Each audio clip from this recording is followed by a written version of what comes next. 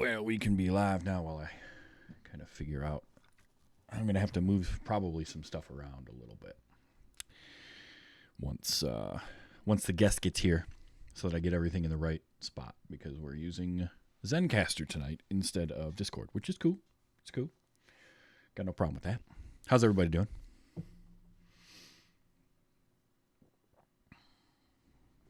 Having a good night, I hope. Finishing off your weekend. You're sick? Ugh, Ace, that's no good. Being sick is no fun. Hopefully it is a minor thing that goes away quickly.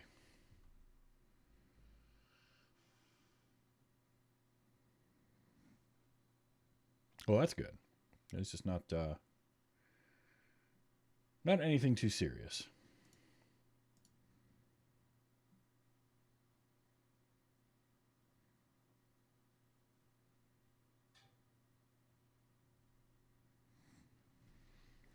Oh, I had a decent weekend. We got to play some Call of Cthulhu yesterday, and one of the players broke the GM, which was great. We ended early because he's like, I don't know where to go from here, so we'll pick it up next time, which was fun.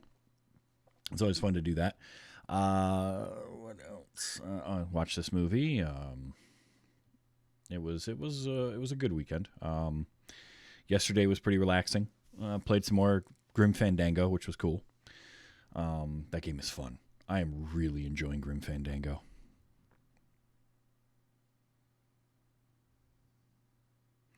Intense cold, sinus stuff. I mean, cold's not going to give you any tummy trouble. But there's a lot of stomach bugs going around. It happens. So,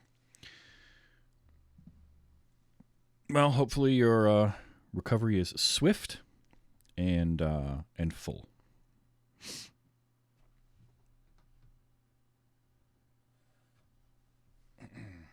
Added some new things to the old soundboard.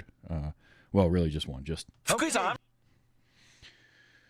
I need to figure out a way to isolate that better. It's hard because he's interrupting, right? So as an interjection, it's a little trickier. But guests should be here pretty soon. I did confirm that they are coming. It's just a question of getting into the room and getting things done.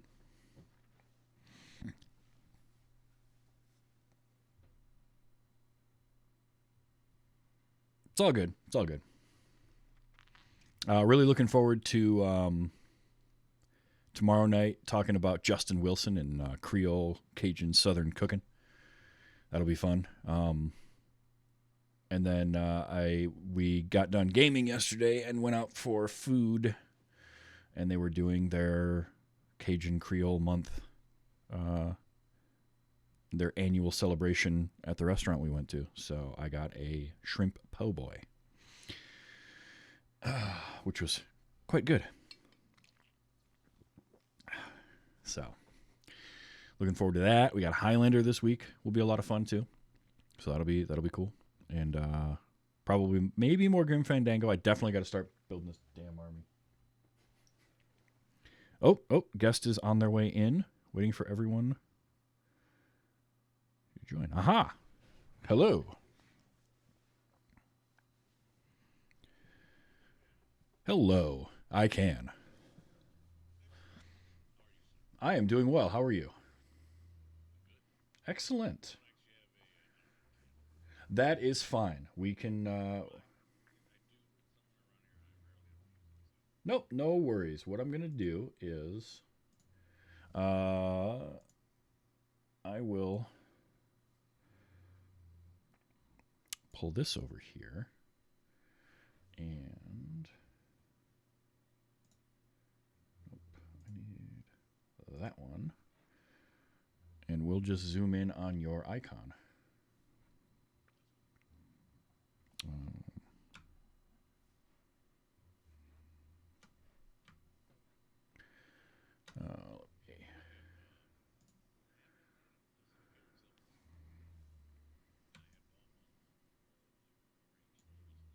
Haha.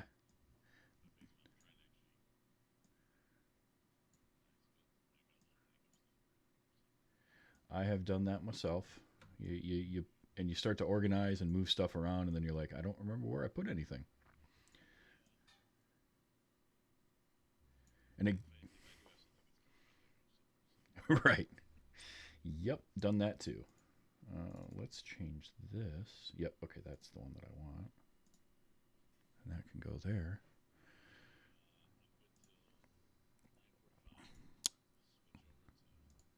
Oh, not a problem. Yep. All right, so I'm going to turn my camera off in here, and my camera's going to pipe through to my feed. But that's okay. You don't need to see me to have the conversation.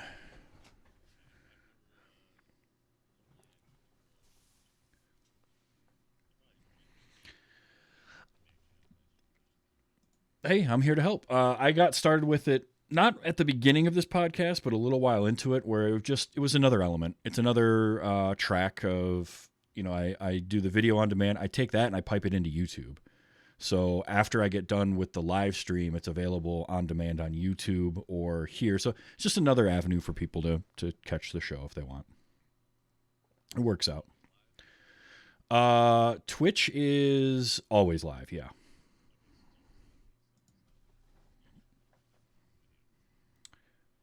Correct. All right, Oh, nice. All right, I gotta add a.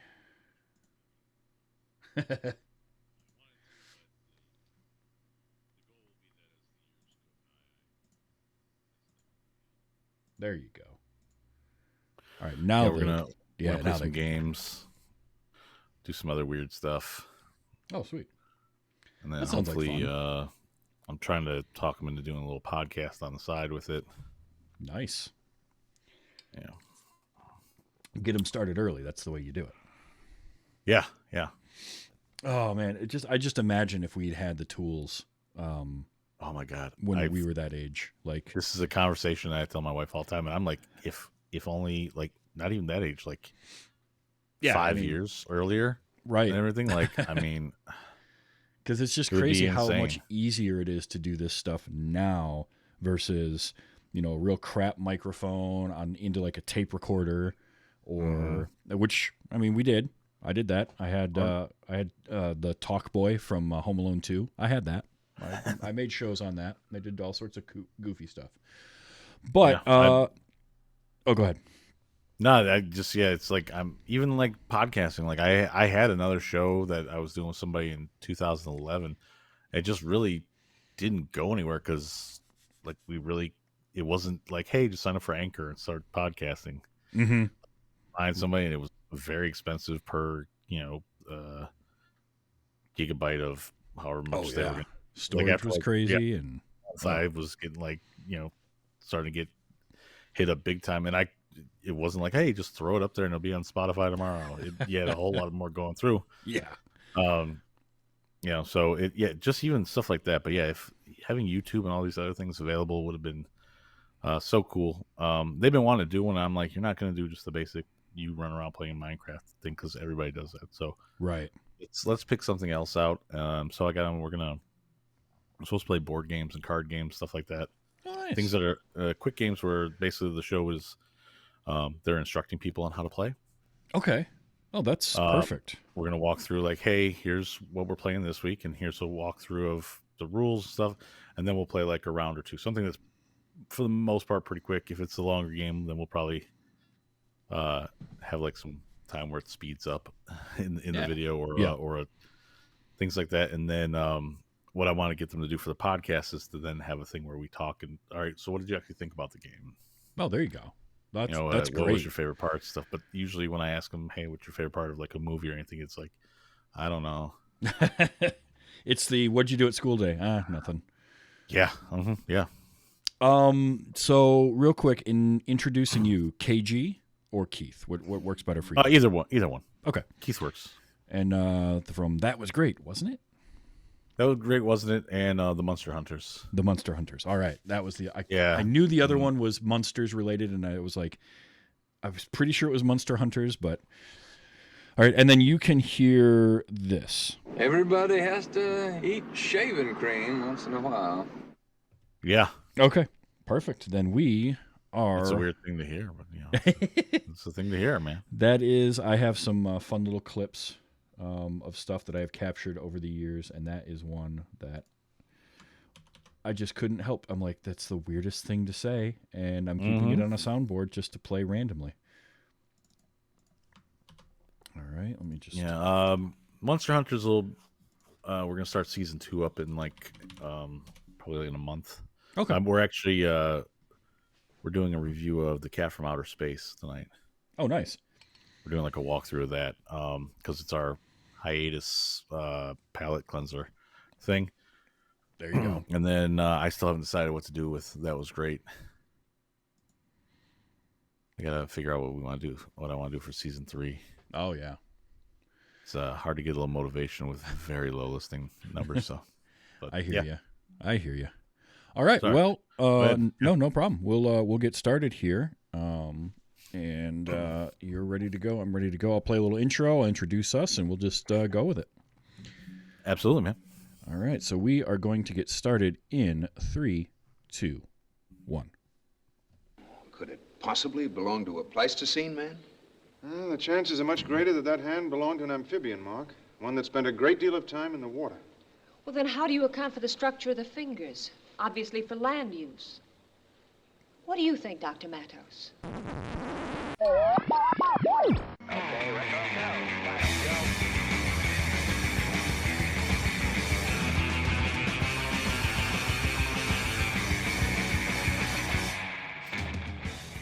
Hello and welcome. Welcome and hello. This is Wait, You Haven't Seen. It's a show where we talk about movies, but specifically, we talk about a movie at least one of us has never seen before. I'm your host, Travis, a.k.a. TV's Travis. This is episode number 201. And my guest this week from That Was Great, Wasn't It? And The Monster Hunters, it's Keith. Keith, how you doing? Hey, hello. How are you tonight, sir? I am doing okay. Now, we are talking about a classic movie, a movie from 1954 called The Creature from the Black Lagoon. Yes. I had not seen this before. I knew of it. I knew I'd seen clips of it, but I had never seen the movie itself. It was one of the few Universal monster movies I hadn't. You also hadn't seen it, correct? Yeah, and I was just worried that okay, so the rule is at least one of us had to have not seen it, but it's fine if neither of us saw it also. Correct. Yep. So we talk about these a lot over on the Monster Hunters because it ties in directly a lot of stuff to the monsters. And my co-hosts there they've watched all of the Universal monster movies like recently. Okay. And they were talking about this one day, and I was like, oh, okay. And most of these, I'm like, I've seen these, sure, but I can't tell you when. The last time I did, it was probably when I was like 6. No, I don't think I've ever seen this movie before either. Yeah, I mean, I've seen, just recently on another podcast that I do called Gore, which is all horror movies. We did The Wolfman. Mm-hmm. And I've seen Frankenstein a few times. I've seen Dracula. But for some reason, this was one that I hadn't. And I knew of it. The creature is everywhere. But the movie itself, I hadn't. So I was very curious to see it. So first question I got to ask you is, after watching it for the first time, what'd you think as just a movie?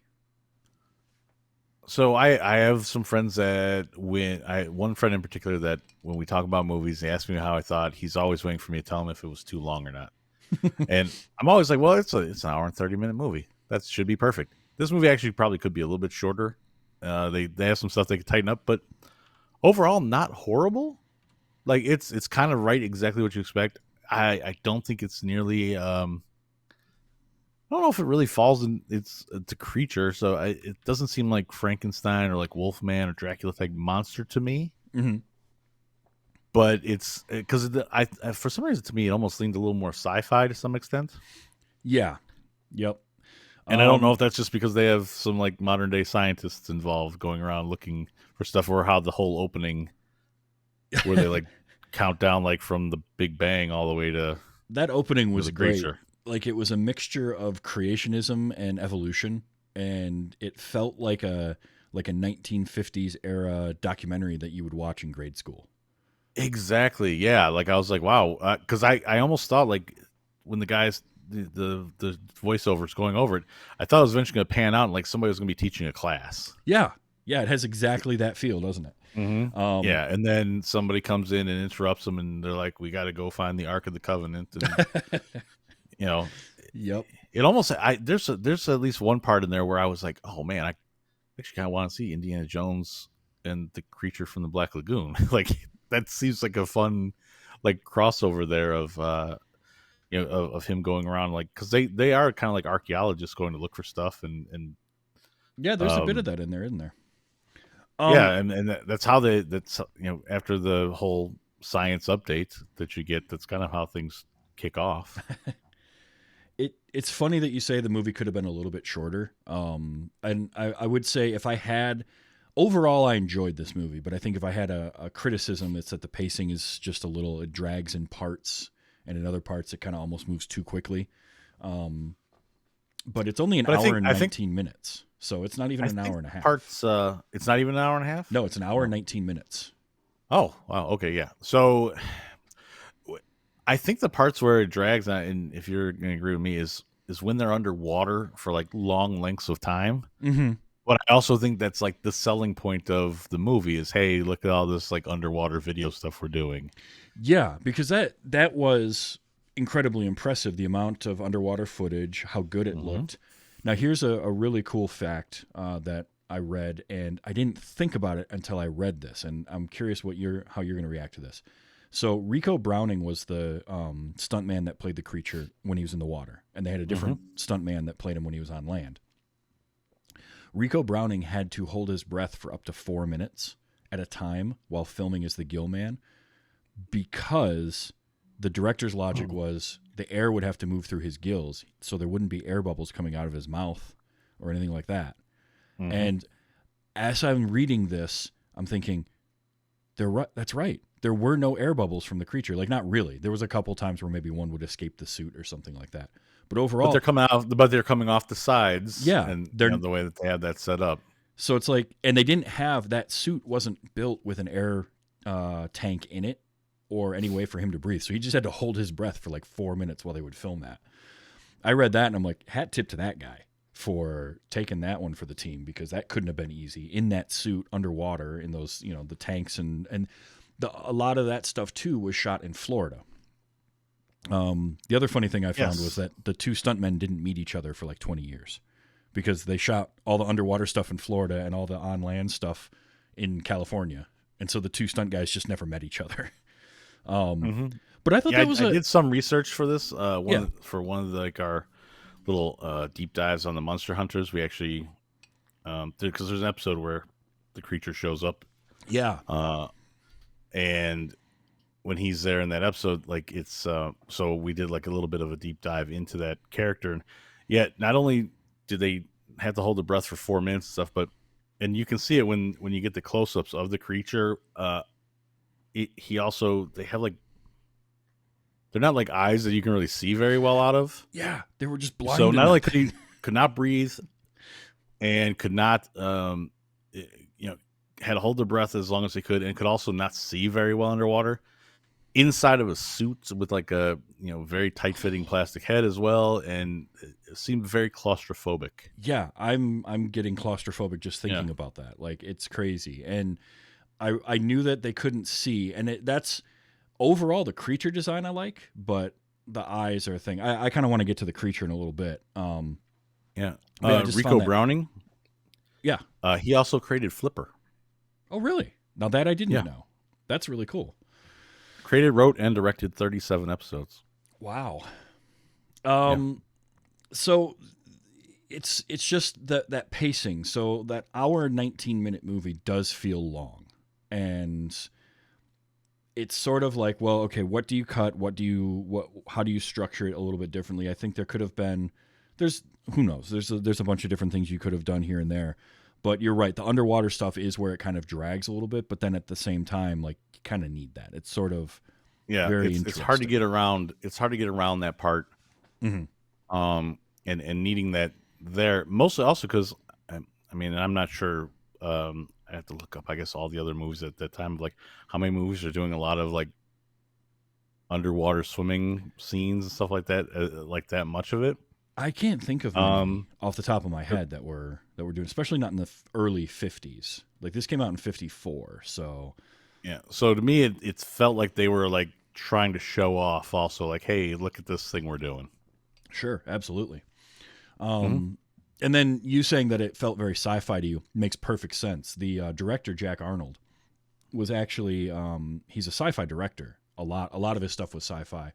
Previous to that, It Came from Outer Space and movies like that. In fact, It Came from Outer Space. Jack Arnold directed that. Who directed this?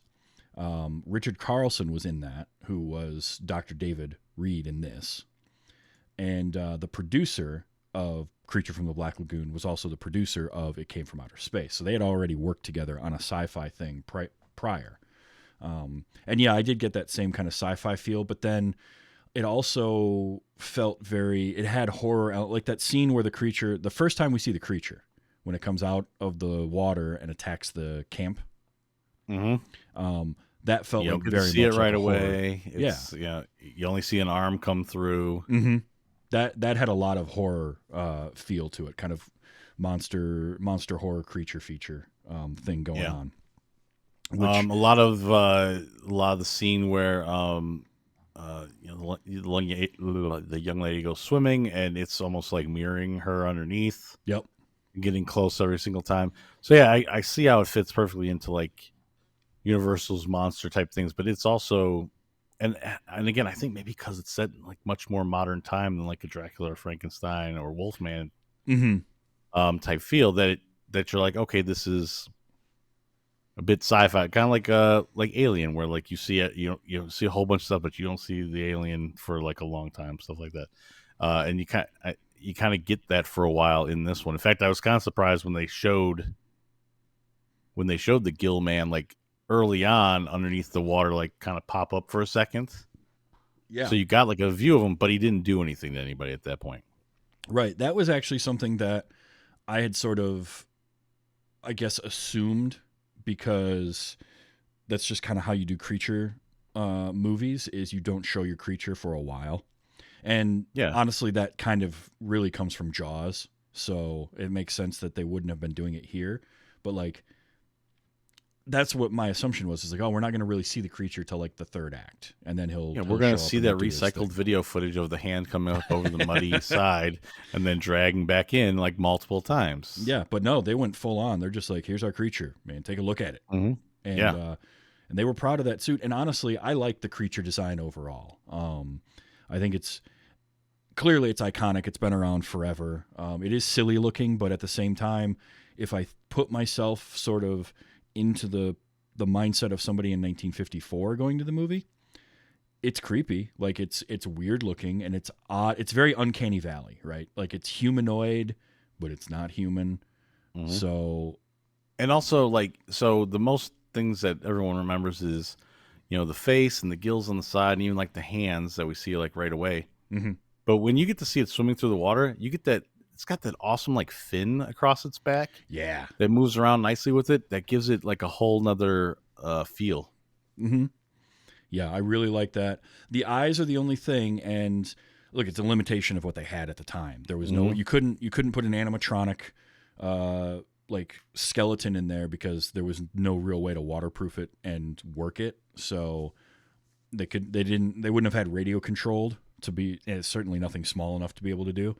So they end up with these fixed eyes, which for me, actually, when he's underwater, they're not even like fixed eyes so much. They're just blank, right? Like, yeah. And I think the thing for me that was interesting was like the eyes both are the weakest part of it, but also make it really eerie because they don't blink.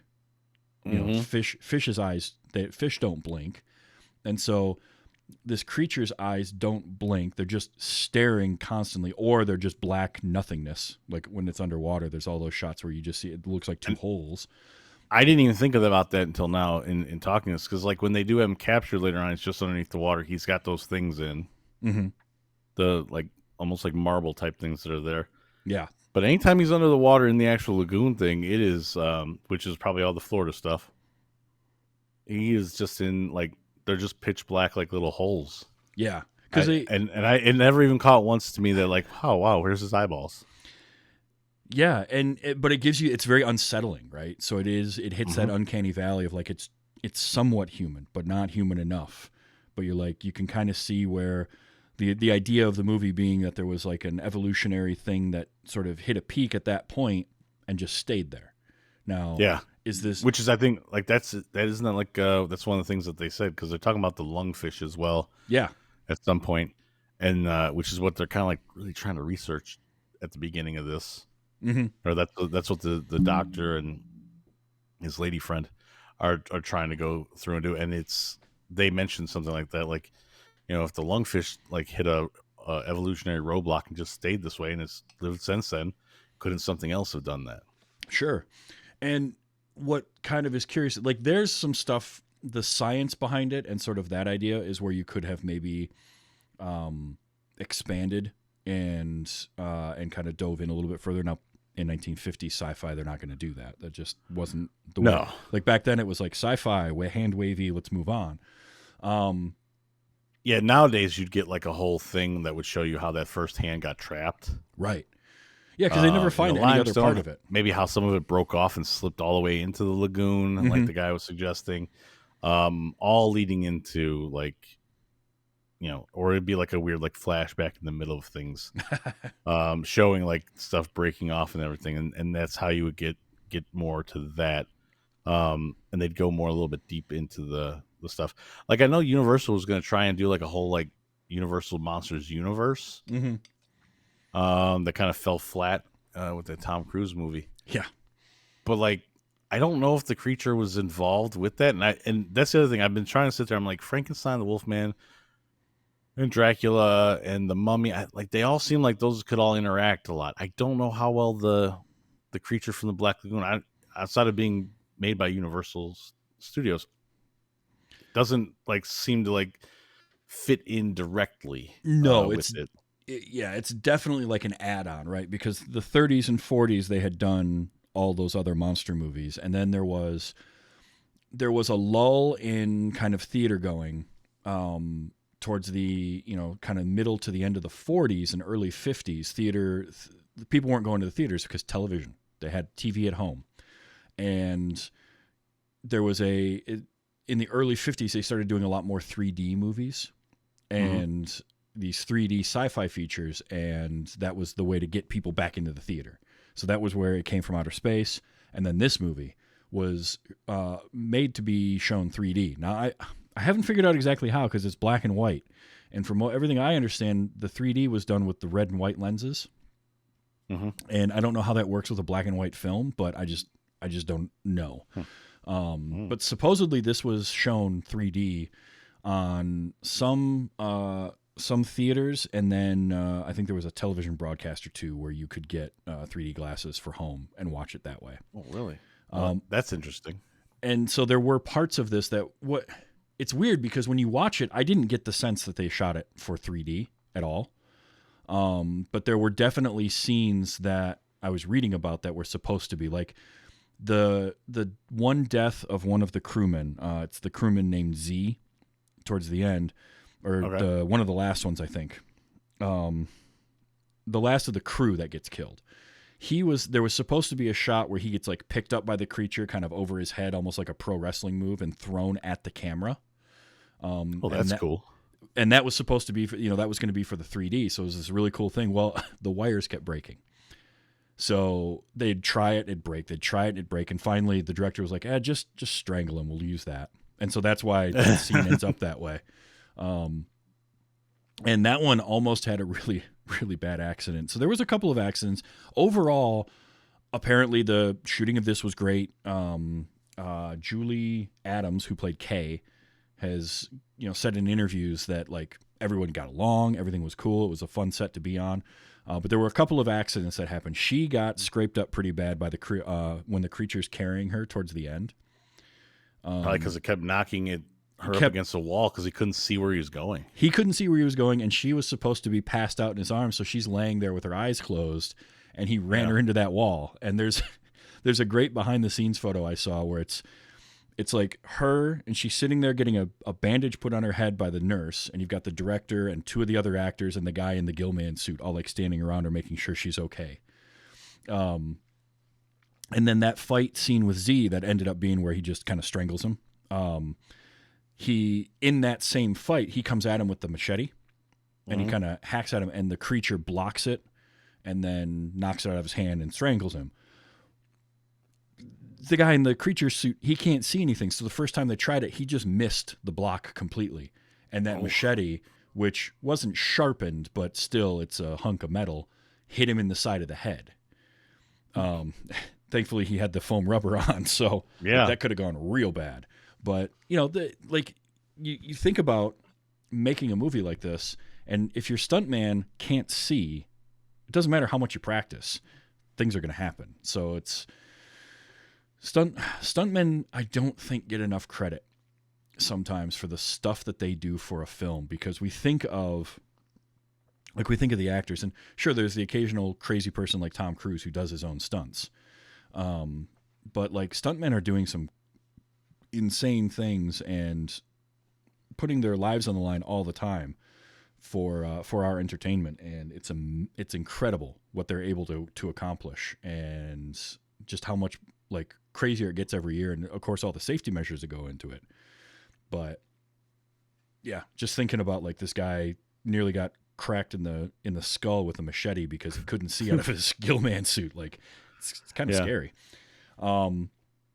He's like, well, at least I didn't have to stay underwater for 4 minutes. Yeah, that's the other guy. I wasn't that guy.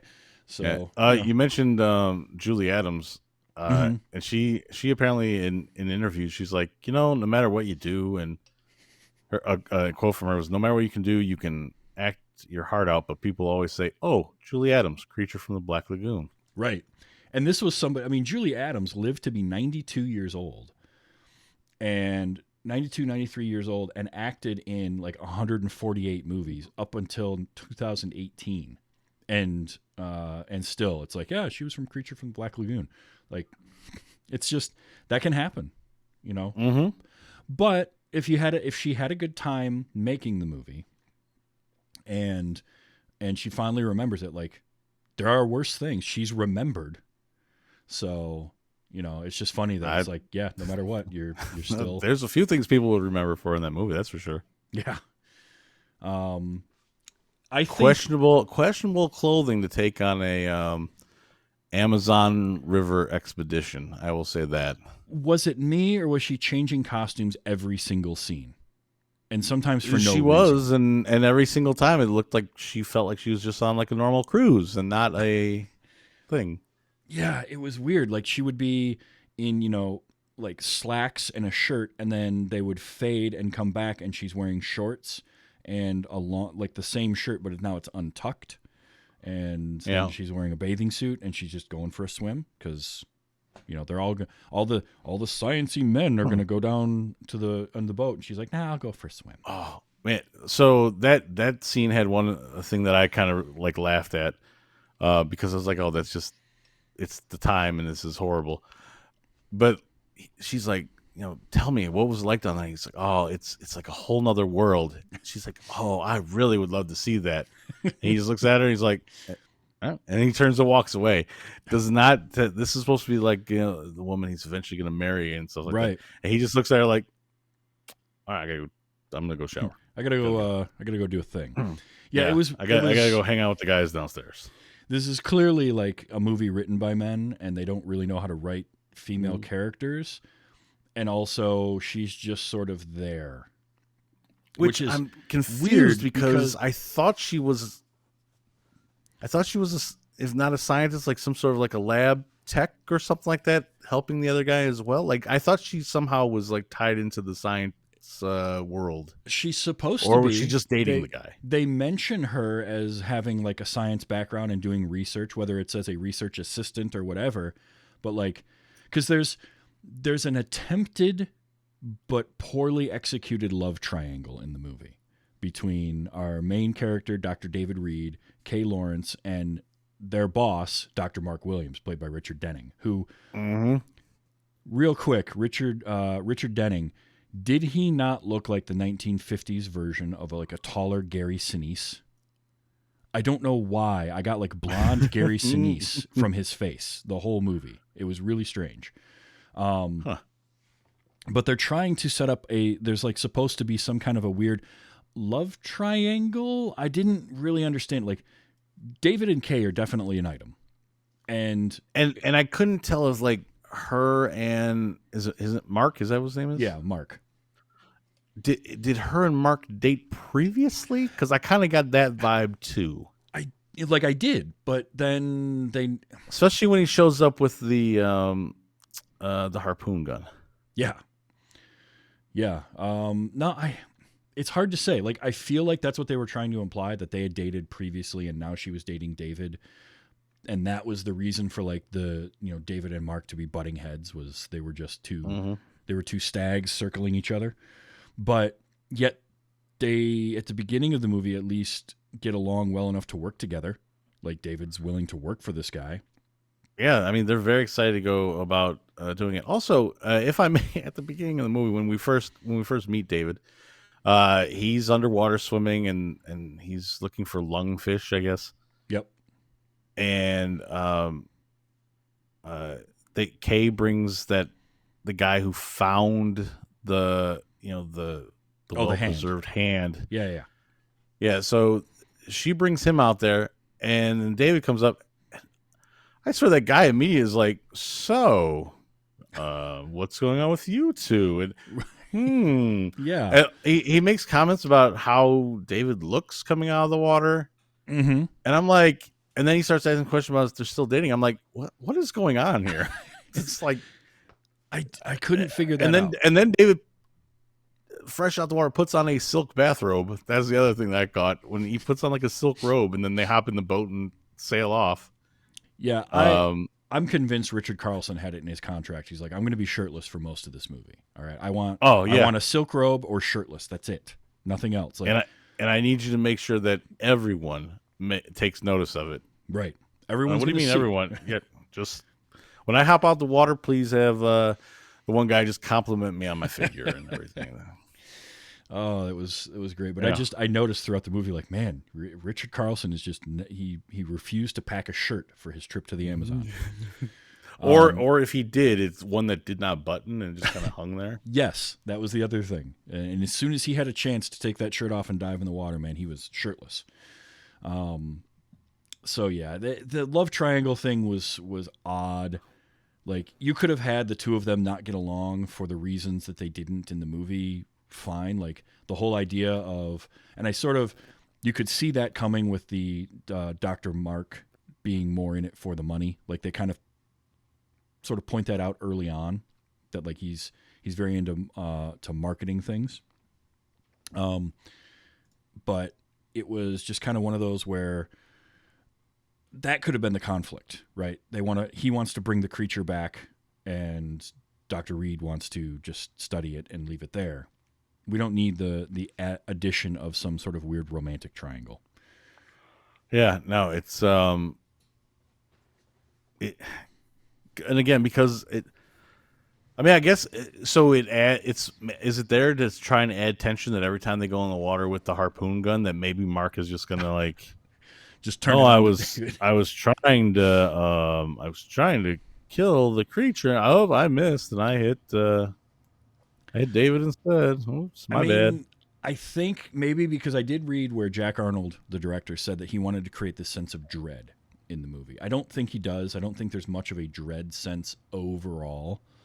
But his idea was like, because the kernel, the seed of this is, and I was thinking this as I'm watching it, like, yeah, no, I when you're swimming out there and something brushes past your foot or touches your leg and you can't see in the water, like that freaks you out. Mm-hmm. That does. It doesn't matter what it is. Like, I think it was Kevin James, comedian, had a bit about that years and years ago, where he's like, I react the exact same way if a shark touches my foot or a piece of seaweed.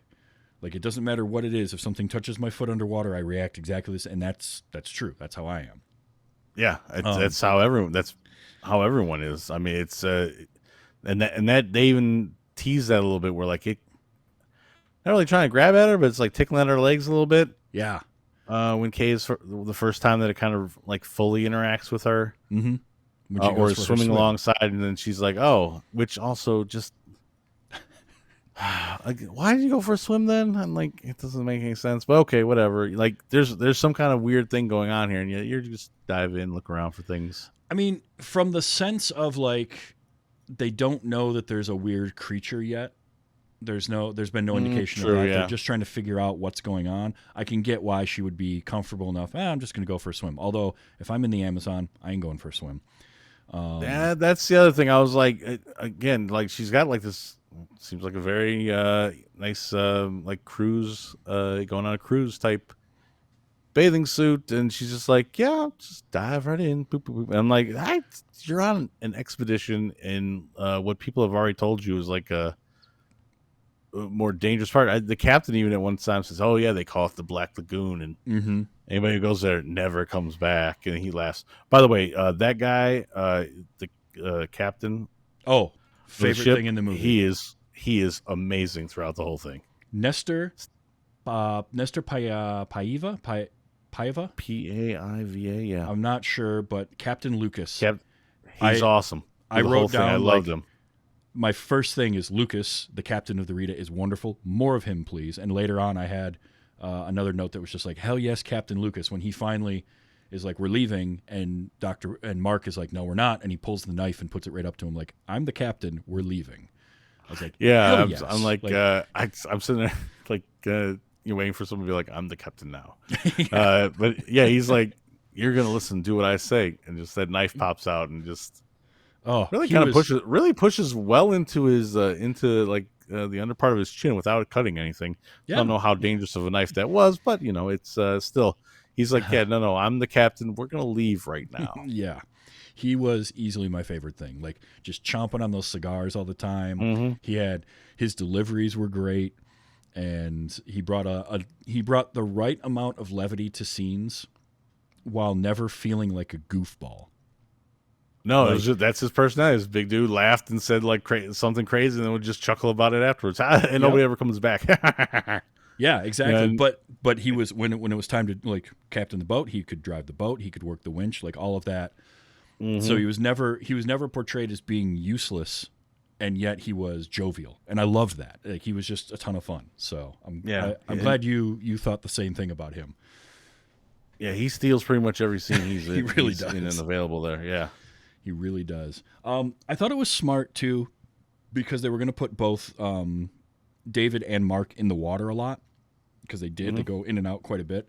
I thought it was smart to have them have different tanks on, since they're just wearing the aqua lungs, as they called them.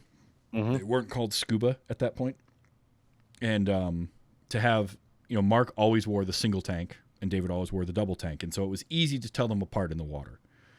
And that's a smart move. That's a nice little just piece of visual, like, oh yeah, no, we're going to be underwater a lot, and they're not going to be talking, and they're going to have masks. They're going to look exactly the same. We got to give them a different tank, because otherwise I wouldn't have known who was who.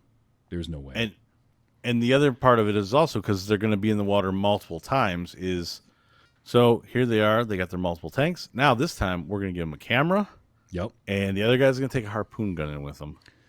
Oh, and so when they go in the water a second time, there's a difference to it. They're not, they're not not necessarily it's not the same scene exactly of just people swimming around in the water the whole time. They got things that they're doing. The camera's terrible. Yeah, they didn't get a single shot. I don't know. The flash kept going off. I know, but he only had the one light thing kept going off, and he only got one picture that was. I don't even know if it was of anything. It was, it just looked like underwater plants. I couldn't tell. I couldn't tell what it was. I also was like, man, I'm like, I got a GoPro. It's a nice little small thing you can put right on your wrist. These guys are going with this giant thing that probably weighs them down underwater the whole time. Yeah, it's amazing how technology has changed in really, when you think about it, a relatively short period of time. Like this is about 70 years ago, roughly. Yeah. And in 70 years, you go from something where the guy needs both hands to carry it, and who knows how much that thing weighed, to, I've got a camera that's the size of a quarter. Like, it's just nuts.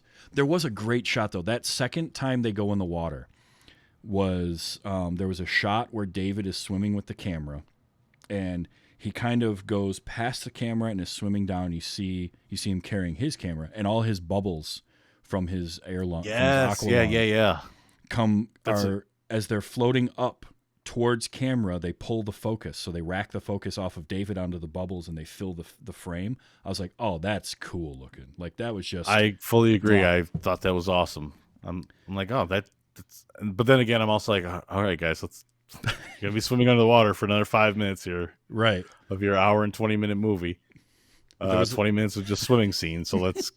Maybe we don't need the bubbles, but that's okay. It looks all right. I'm a sucker for when, there's a cool shot framed up like that. Yeah. And so, yeah, just tighten it up. Let's trim a little off of either end and you're good. But, I think too, as creature features go, you're right. It feels more sci-fi than kind of monster movie. But I do think overall it's kind of a well done version of that. Like, I've seen a lot of these from this era. Whether it was watching them through Mystery Science Theater 3000 or just random Saturday afternoons on Sci-Fi Channel, or like, WGN or some, cable channel. Oh, God, yeah. And of the ones that I've seen, like this one, because they play it earnestly and the acting overall is decent. There is a scene where, what is it, Chico? I think was the other crew member. There was Z and Chico, and after Chico gets killed, the acting from Z at that stage where he's like, "My brother Chico." Yeah, I was like, "Ooh, man, that's a little rough. Could we maybe run that one again?" But overall, I think the acting it's not great. It's certainly not like high art, but everybody there is doing a decent job, and that's nice because that's where a lot of those kind of creature features can fall apart, is people being way over dramatic, melodramatic, and just overacting the parts, or they have no emotion whatsoever. Like, this all felt like real people. Yeah, I mean, I think the only knock that it has is that there's a repetitive factor to it. Mm-hmm. So they're in the water the first time doing expedition. Then they go in the water the second time with the camera and the thing. Then they go back in again to like follow it, and swim after it and stuff like that. And so there's a whole nother like swim, scene thing going on. Yeah. And so it's just like, all right, we get it. When they're dropping those little poison things down to knock him out. Yeah. Or actually kill them. I don't know. But they're dropping those down. You get a whole nother, like, here's the underwater. I'm like, all right, yes, okay. If there's a lagoon and there's water, we understand. Yeah, that was we get it, yeah. That was an actual. So that substance they talked about, and I have it here, but I can't remember the name. Rotenone, I think. I have no idea how you pronounce it. Anyway, it's a real thing that was used. It's a naturally occurring substance and was used for exactly that purpose of fishing, where you would throw it in the water, and it basically what it does is it makes it so the fish can't breathe. They can't get the oxygen out of the water, and so they go up to the surface and start gasping for air. And so it would much be better used, than dynamite. Yes. Yeah. Much better than throwing sticks of dynamite into the water and then having all the fish pop up. And because after they do it the first time, then they do like that little transition, and you just sit there and there's just like there's fish everywhere, and I'm like, oh, these are supposed to be like marine biologist people. I hope they think that everything's okay and that they didn't just kill a ton of fish. Well, so that substance was actually used for fishing as well as a way to get rid of invasive species. It's been used before where they'll go in and they'll drop it and just and the reason behind it, and I did a very, very cursory kind of Wikipedia style search on what this was, just so I could say whether or not it was a real thing. So none of this is from any bit of authority, but apparently what I understand is that it was used by, it was naturally occurring. So it would get used, like there would be plants that would have it and they could grind it into something and then put it in the water. That's how, like, people would use it before. But they would use it for the fishing, but also because it metabolizes out of the water fairly quickly. Like in a river or a stream, it would be a matter of days and it would be gone again, and then things could kind of go back to normal. But it would be, and in a lake, it might take a couple of weeks, but it would be used to kind of flush out an invasive species. And you could also use it in different ways. Like they sprinkle it on top first, then they make like little almost like little Tide Pods out of it and drop it in. And then later on, they use it as almost uh, like a normal like bug spray type thing that they make out of it. Yeah. Shooting the powder underwater at the creature in order to, I guess, just slow it down or scare it off, because it never seems to really knock the creature out all that bad. No, the closest it got was there is the one scene where it comes out of the water and then it sort of falls over. And so they're like, okay, and credit to them for this, I think, is taking a real thing that is used for fishing, and they're like, well, how's it going to affect this thing because it's so much bigger than the normal fish? And they're just like, we don't know. Maybe it'll do something, maybe it won't, but it's worth a try. And they did, and it didn't really have a huge effect, but it had enough to sort of slow it down. That's how they were able to capture it, was because it basically got kind of knocked unconscious. Yeah, it knocked unconscious. It took a harpoon to the chest or the back, the first one that gets it. And then also it's out of the water, where it can go out of the water, but apparently it seems to function much better in the water and can breathe and stuff, because it's been hiding out and living in some kind of like little like cave for the most part, where it can get in and out. Which, so when it comes back and it steals Kay the second time, and it grabs her and then it just dives overboard. Then David goes and he grabs stuff and he jumps in to swim after it. I'm like, they took a boat around to the other side once before, like a rowboat around there. Why not go and meet the thing on the other side and, like, catch it off guard once you get there? Like, that seems to be a much better idea than going all the way back down and through the whole the lair where it'll be waiting for you. Yeah, although maybe it was because they didn't have the boat. I mean, I guess he could have just swam over there, but he does smashes the boat up at one point. That's yeah, for sure. Because he takes the little rowboat and smashes it after that when they're trying to get the winch. Yeah.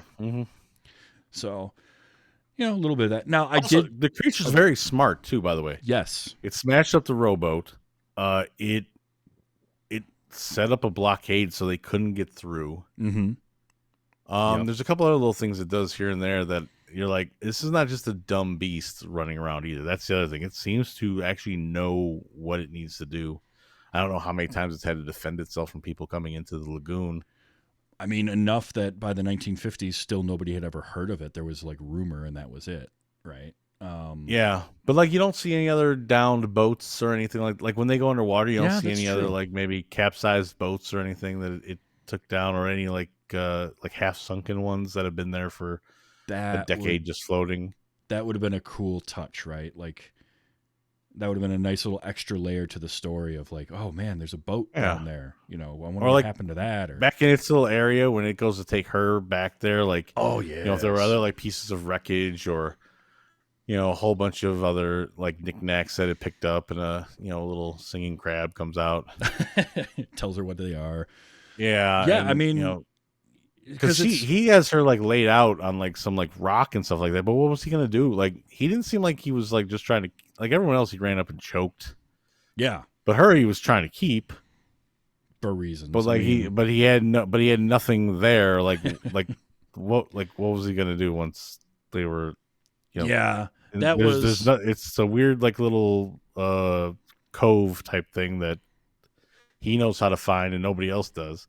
Also, his little there's a very easy entrance from the other side too. It's not like, because the one they have to go like underwater and kind of like come up out of it. The other side's like a wide opening thing. Like it's behind some trees, but it's like you would think somebody found it by now. Yeah, you would think so. I mean, it's not a well hidden grotto from that side. No. And we have no idea how old this thing is supposed to be. Was there more of them, or is he kind of one of a kind? Is he the last of his kind at this point in time? Because I think that's another reason that they're like, hey, don't kill that thing. Let's bring it back alive. Is because we're like, we got a fossilized hand of one, and then there's this one, and there doesn't seem to be any other ones floating around here. Right. And it was always from the beginning, from before they even started shooting the movie, the idea was to have the ending of it be ambiguous as far as whether the creature died or not. So if they wanted to do sequels, they could do sequels. I mean, it's it's passing out and falling into the depths, but hey, well, you never saw the body. Yeah, no. You didn't pull the body out and go, hey, look what we have here, and so there's the possibility of sequels in there. Yeah, and there's like there's at Return of the least two. Creature. Yeah, there's 2 more. There's Return of the Creature from the Black Lagoon, and Son of the Creature of the Black Lagoon. I don't remember what the third one was called now. Cousin of the Creature from the Black Lagoon. The Creature Walks Among Us. Oh, so does that mean it evolves? Maybe. 1956, The Creature Walks Among Us. It's a daywalker. Oh, a scientist captures the creature and turns him into an air breather, only for him to escape and start killing. Turns him into an air breather and teaches him how to sing "Putting on the Ritz." And I like a good crossover mashup. Yeah, definitely. Mentions there. You can see the influence that this movie had on other movies. Like, there's a lot of Creature from the Black Lagoon in Jaws, and now that I've seen this, I notice it. Has the same body count. It does, which was interesting. Yeah, which is very interesting because you think like Jaws is just like this like murderous machine basically, but it only kills the same handful of people that the creature does. Yeah, and the creature really, I mean, he kills the 2 at the camp. Which at first I thought those were the guy's kids. He kind of I thought those were his sons, like working with him, and so when they find them, and he's like, "Oh my god!" and like they cut to just them like digging, and I'm like, "Wait a minute, did they just like blow over the fact the guy's children's died?" And I was like, "Okay, never mind, those are just workers." Yeah, but even so, like they're like, "Oh, it's been 8 days of doing this." Okay, maybe they took a little time to sort it out at first, but I was like, "Wow, they just skipped right over the fact that this guy's family just died, or his close workers just died and just moved on." But yeah, so he kills the 2. He kills Mark. He kills the 4 camp workers, basically. Yep, the camp workers, the crew of the ship, the Rita, and Mark. Because there's a couple crewmen, and that's basically it. There was Return, by the way. Return of the Creature, Revenge. The Creature Walks Among Us. So there's a bunch of the kind of creature from the Black Lagoon things. Which, now here was an interesting thing I read, is that Universal just tossed out the costume after they were done with it. Yes, and then like a janitor found it. Finds it, gives it to his kid as a Halloween costume, and then somebody else eventually gets a hold of it down the line. But yeah, they were just going to toss it out. And that was, I mean, this was an era of, when you think about old Hollywood, like they didn't hang on to stuff. Like there wasn't this collector's market at the time, not nearly what it is like today.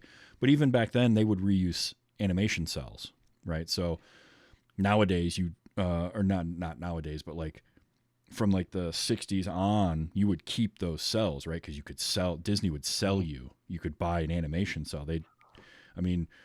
Chuck Jones. But if you think about it, so like in like Dracula or Frankenstein or something like that, that's a lot of like, hey, makeup, got to put it on. And so there's not a real way to keep that. Yeah. For any of these ones. But, and maybe, did they keep one of the 2 suits? Because there's the out of water guy and the in water guy. To where I was like, it's like a physical thing. Why not keep it and you have it like, you keep it around your Universal lot? And like a little thing for people to see. I think maybe also, you get rid of one of them because you don't need it, but it's not like like of your monsters that you have. It's actually something where you can like, hey, here is the actual suit. It's not like, hey, it's not like, hey, here's the mummy bandages stuff wrapped around, yeah. A mannequin, or like the Invisible Man stuff wrapped around a mannequin. You actually have this cool suit for people to look at. So I get that it's a different era and all, but I was also like, wow, that's weird that they just were like gonna throw it out, and some janitor was like, oh man, it's October 30th. I gotta get my kid a costume here. Grab this. Look what I found. Let's go, buddy. So I found this really interesting. William Allen was a member of Orson Welles' Mercury Theater, and he was also involved in Citizen Kane. and the idea for this movie came from his involvement with Citizen Kane, where he met a Mexican cinematographer, Gabriel Figueroa, who told him about a legend of humanoid creatures that lived in South America. And he thought that was a cool idea, and like 10 years later started coming up with the idea for this movie based off of that conversation. Well, that's crazy. That to me is pretty cool. Like, I heard this thing, and he just, it's like he probably wrote it down on a napkin and then held on to that until he could finally make something. Yeah, or like, and it's probably something like too, like he constantly bringing up to his wife, like, man, did you know there were like these things? And would you stop already? Either write your story, but I'm trying to cook dinner right now. and then also, did you notice how this movie just sort of stops?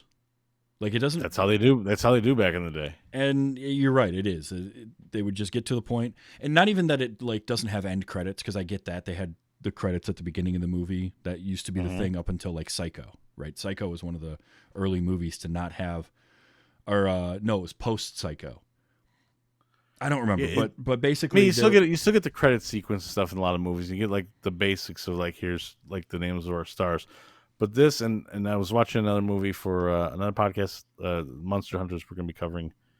We're doing an episode on the Cat from Outer Space, and it's this big thing of where like they show you just in like full, like everything you see in the end credits basically thrown up in front of you at the very beginning, like what we're used to being end credits now. I guess there was no post credit scenes back then, so you didn't have to worry about going through all the credits. At the end, that was actually a thing. So it used to be that was how you did it. You put all your credits up front, then you'd show your movie. What they found and what changed it was sort of the opposite of what happens now, where people would show up late because they knew that there were credits at the beginning. And so somewhere along the line, and it wasn't Psycho necessarily, but there was a movie that did this where they just kind of started right into the movie, and then they put all their credits at the end, and it changed everything because now people would show up on time for their movie. And they probably could do that now because like there's 20 minutes of previews before a movie when you're at the theater, so people still could show up late now thinking that they're I know perfectly fine to get there. And I'm usually like, hey, let's go see. I want to see the previews too. Mm-hmm. Well, it's already a 2 hour and 40-minute movie. You really need to see those previews?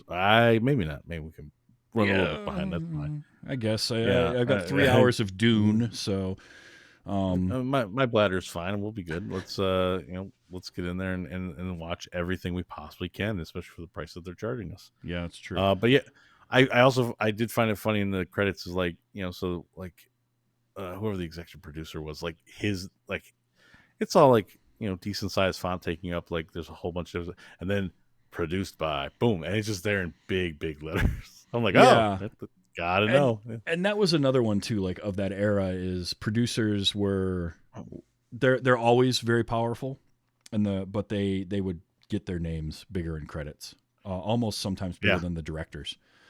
The directors was the exact same size because they did a fade right to it, and a very slow fade to it.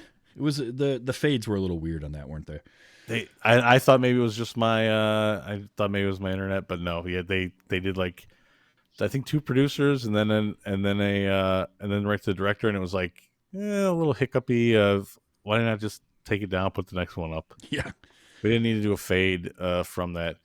But yeah, it's a whole lot of stuff. At least though there was nothing going on while the credits are there. So in one of the things I'm gonna bring up when I record about the Cat from Outer Space is there's stuff going on, and the credits are rolling over it. There's a whole bunch of stuff about them doing things like they're like moving a spaceship around stuff. Like there's actual activity going on here, and I guess maybe it's a little background activity, but you can't see anything because there's so many words on the screen at this point. Very, very kind of again odd, not used to it. And right. Even I'm sure when I was young, that's how some movies still may have been. Even then, like where you'd get maybe a not necessarily like a Bond like theme song with like credits and stuff that pop up, but you definitely would get like the like credit like montage type thing. Oh yeah, and then into something. Where now it's a lot of times it's just, all right, here's your movie, and we'll just have somebody's name pop up in a corner here or a corner there, and move on from there. But yeah, it's those are some interesting things to see, and the changes and differences between movies then and now. Yeah, yeah, and I just will say the I was thrown idea. off. I was thrown off when Kay is smoking on the boat as well.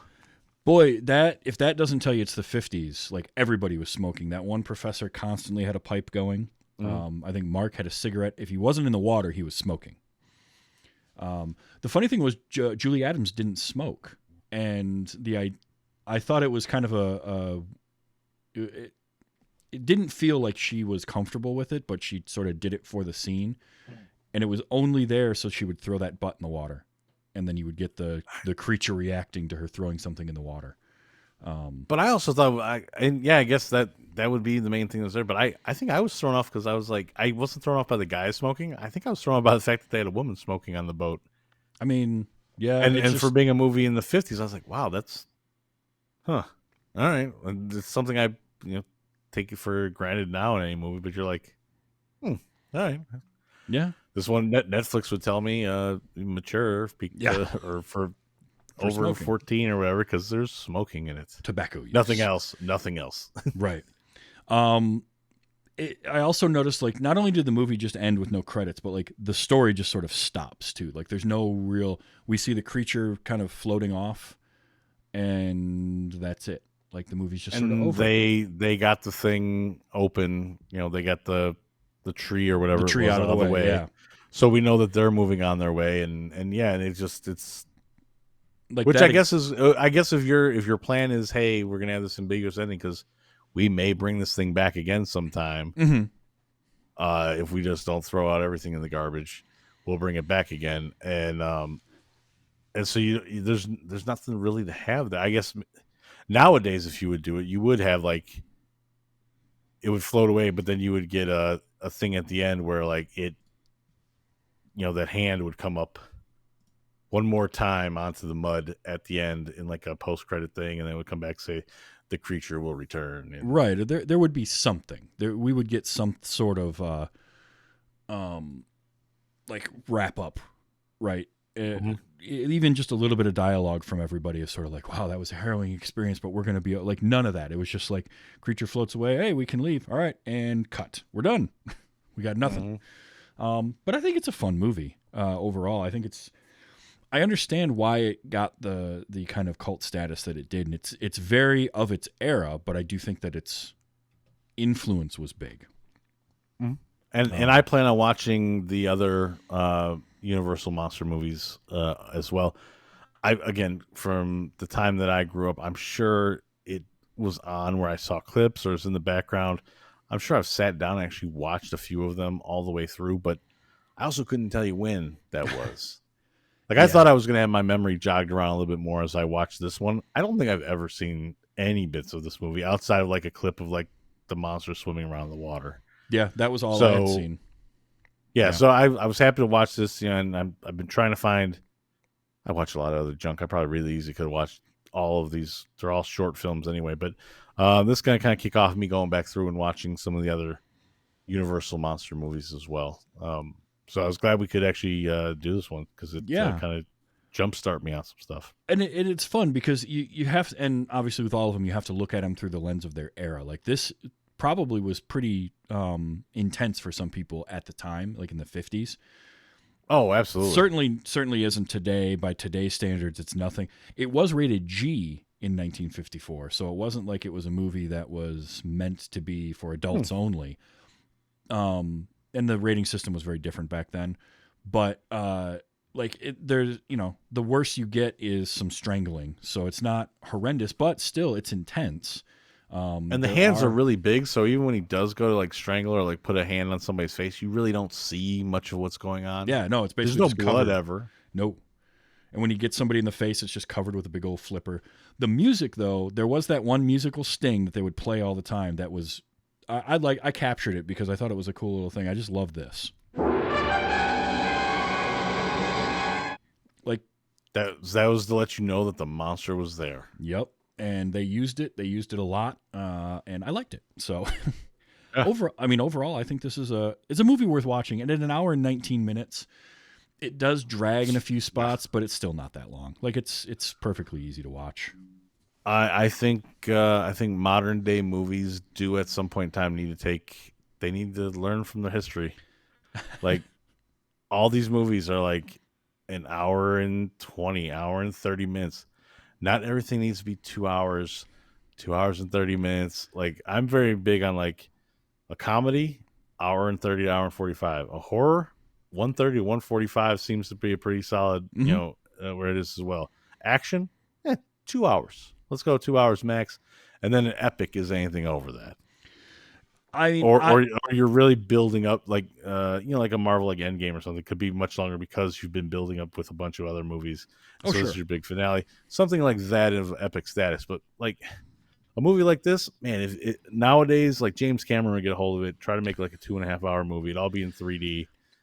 And you do not need that at all. No, well, Cameron would do it just because he makes a movie like once every 15 years now. So, and and it'd make $1 billion, and and just whatever. feed his ego more. And but I a lot of times I'll sit there and I'll be like, I'll watch something, I'll be like, man, all right. More often than not, I said I have a friend that I discuss movies with every now and then, and when we worked in an office together, we would talk about a lot more, and that'd be the first thing. Like it became like a running joke. He'd be like, "All right, too long, right?" And I'm like, "Yeah, 15 minutes out, and that's a fantastic movie." And I think for me personally, and this is only me, and I understand. Like I get that mindset because I know a lot of people that are like, "I don't want to watch anything over an hour and a half or an hour and 45 minutes. That's plenty long." For me, I just want the pacing to be good. I don't care how long the movie is. If the story they're telling, like the example that I like to use, again, my experience was The Green Mile. Mm-hmm. That's a 3-hour movie. When I watched that movie in the theater, I went to it, I came out, and I'm like, holy crap, that movie was 3 hours long? It didn't feel like it because the pacing was so good that I never noticed that. Yep. And so there's a handful of movies that are like that. When you get done, you're like, oh, huh. All right. Yeah, and I mean, even with I have some problems, I think, with like the pacing of Wakanda Forever, but I also didn't leave the theater going, "Oh, that was 2 hours 40 minutes. That didn't seem that long," So it wasn't horrible. We're like, I just think sometimes people like they make. There's a lot of movies that end up being good movies, but if you shaved off some very unnecessary parts, and especially now in like the streaming world of things, where like Netflix, I don't think really they don't have like a time limit on stuff, or like Amazon Prime and stuff. I tend to notice there's a lot of those movies that are now when they go straight to streaming and stuff like that, that people are, I think, they don't go to the editing room quite as much as they probably should. And I'll watch them and be like, you know what? That was okay, but man, it really didn't need 2 hours and 20 minutes of this. Yeah, the Irishman. Hour 45, and this is amazing. Right, The Irishman was that for me. Like, it was fantastic, and I love Scorsese's movies. Mm-hmm. But it didn't need to be as long as it was. Like, you could have cut some stuff out of The Irishman and trimmed that up a little bit, and had it gone direct to theaters like his old stuff would have done, that would have happened. And there's a reason why Peter Jackson cut down and had the theatrical releases of the Lord of the Rings movies, which were already long because it's such a dense book. But he knew that in order to get people to enjoy these movies in a theater setting, we're going to have to pace them right. And let's cut all this stuff down. Like for me, if I'm watching them by myself, I'm going to watch the extended editions because I'm a Tolkien nerd and I want all of that extra stuff. But if it's a thing where some friends want to get together, or we want to show somebody Lord of the Rings, somebody's kids Lord of the Rings or something like that, and they're into it, I'm going to show them the theatrical one because its pacing is better. And you're gonna get into that, and then later on can be like, there's another version that's got some extra goodies in there, but I want that. It's all about pacing for me. Yeah. So I'm with you though. Comedies and horror, typically, very rarely do they need to go beyond like an hour 45, hour and 50 minutes, because it's hard to maintain what a comedy or a horror movie are trying to do beyond that amount of time. Like it just is. So, but thank you for coming to our TED Talk about film length. But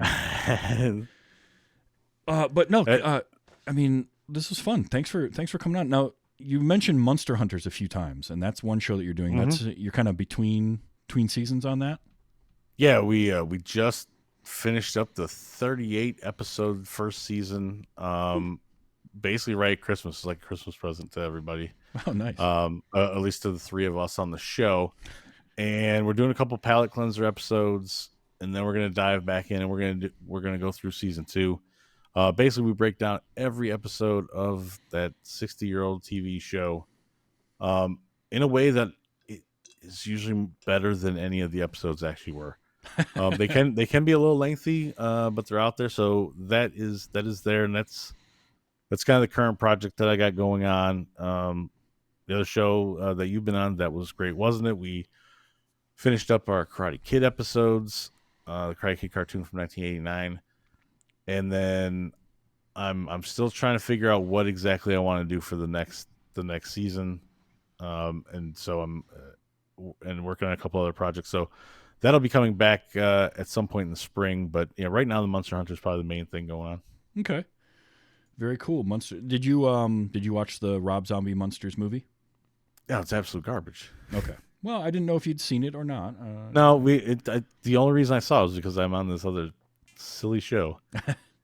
Yeah, the three of us, myself, Derek, and Terry, we have all pretty much said, you know what? If we weren't doing the show, we would not have watched that movie, and it wouldn't even register on the radar for us at all to watch. And then you get done, you're just like, man, why didn't Guillermo del Toro get a hold of this one and make a cool Monsters movie?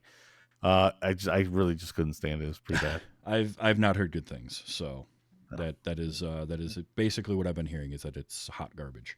But hey, to each their own. Kind of what you would expect. Yeah.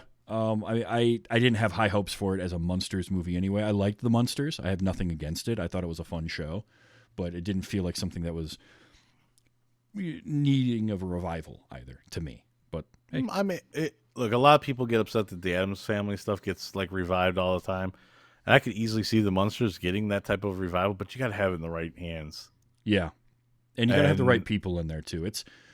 That's the hard part, right? Is everybody was upset with the casting of Gomez, because for so many people it was Raul Julia, and he just defined that character for them.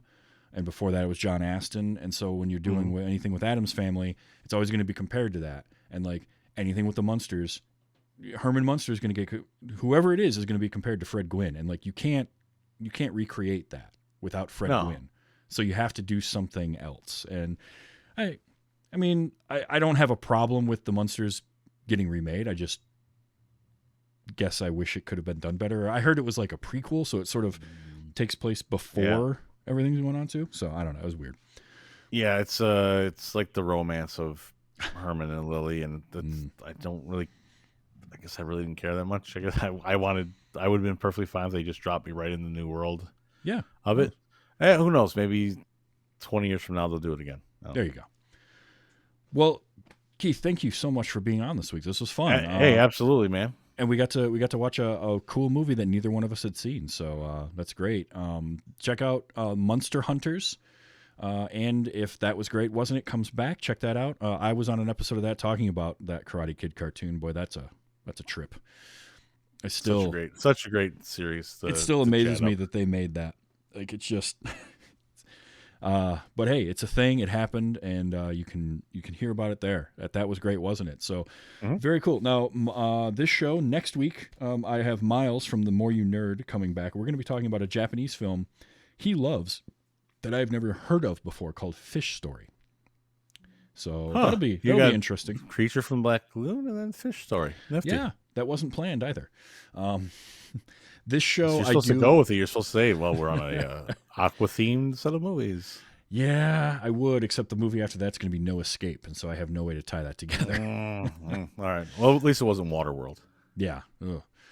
But yeah, so I record this show live on Sundays at twitch.tv/TV's Travis, and then you can get it as a podcast on Wednesdays, anywhere you get your podcasts, or go check out the newly redesigned tvstravis.com. There's also a Patreon panel or Patreon page for this show, patreon.com/WYHS. For as little as $1 a show, you can support the show or support by listening and telling your friends about it and spreading the word. Leaving 5-star reviews is also helpful, or reviews at all are helpful, but 5-star are nice. So, but yeah, next week will be Fish Story with Miles coming back from The More You Nerd. And until then, Keith, thank you so much for being here. Oh, thanks for having me. And for everybody else, enjoy your movies. Get out there and be careful when you're swimming, because whatever touched your foot could be a prehistoric creature.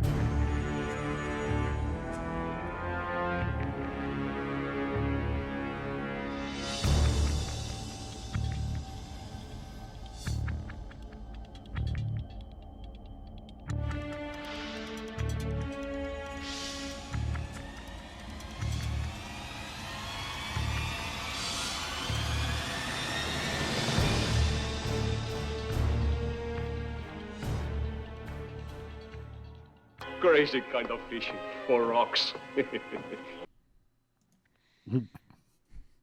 For Rocks, I loved him. He was Yeah. so good. Awesome. All right. Well, thank you. Yeah, no And, problem, man. We're in a couple minutes late, but you should still be good. Yeah, they're waiting for me. We normally just chit chat for about 10 minutes anyway. All right. Beforehand, but I do have to bounce. But thank you again for having me on. Absolutely. and Thank you reaching for out. being on. And we'll have to do it And, again sometime. Yeah, and for kicking me in the butt and getting me to watch these movies that I keep telling the boys I'm gonna watch, and then Yeah, and I never definitely, do. when you do post about it on Twitter, I want to hear what your thoughts were, because like Wolfman, I just watched not that long ago. Frankenstein, I've watched a few times. I'm curious to see what you remember and what you think of them. Yeah, I'm trying to figure out which one's gonna like actually jog the memory and be like, oh yeah, this okay. Yep. Awesome. Yeah, Cool. but, all right, man. I will. I'll talk to you later. All right. Have a good one. Hey, when does this actually post as like podcast as well? Then This will go Wednesday, so I'll tag you. I'll let you know. It's going to go Wednesday at like around 10 o'clock in the mornings, usually when it hits the feeds. okay, I'll be on the lookout for it. Okay, cool. All right, later, man. Have a good one. Bye. And thank all you wonderful people for hanging out with me tonight. And let me save this real quick. And save this. And do that. And excellent. All right. Well, thank you, everybody, for hanging out with me. This was fun, as usual. And we will be back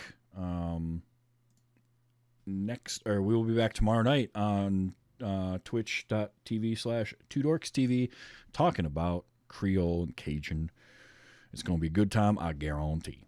And then Let's Watch Highlander, of course, on Tuesday. And then we'll see what else we got planned for the week. I know I've got a friend's birthday. He's going to be in town next weekend, so my Friday is going to be taken up with that. But I'm going to try and do some more streaming this week as well. So until then, everybody, thank you for hanging out. This was fun. You're wonderful. I love you all. And we'll see you soon. All right? Okay. Bye.